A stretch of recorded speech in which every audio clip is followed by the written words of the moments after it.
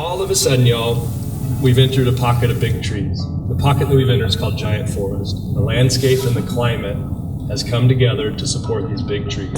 This alignment only occurs in 75 places on the western slope of the Sierra Nevada. Nowhere else on the planet does the giant sequoia grow naturally. These trees will never stop growing. They just continue to put on wood. This place shouldn't be like every other place. It just stands alone as a unique place. And that idea to preserve these big trees, we probably shouldn't develop right on top of them. Let's take all the commercial activity out of here, move it out of the giant sequoias, and leave the giant sequoias out here for their own beautiful self.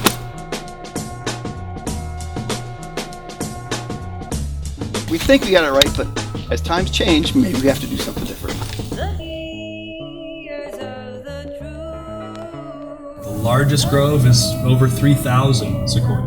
The root system is real shallow, only 3 to 4 feet deep. So they just sit on the Earth's surface, and then they intermingle and tangle and twist, and they all help each other to stay upright. I got the most Italian name I could get, Dominic Giovanni Papilla. I'm going to talk about the life cycle of a giant sequoia. So we'll start from young to old, of course, and the adaptations that it makes to overcome the struggle that it faces. Well, what is the beginning for a tree? Instead of chicken or the egg, it's what came first, the seed or the cone.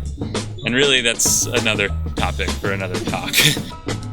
I ended up picking the seed just because the most amazing part of a sequoia is where it begins. It begins the size of a grain of oatmeal. It doesn't taste like oatmeal though, I've tried it. It's not the best. There's about 200 of these per cone. If you can imagine something that starts so small, becoming so big, you can imagine that it would have to develop a lot of adaptations to survive.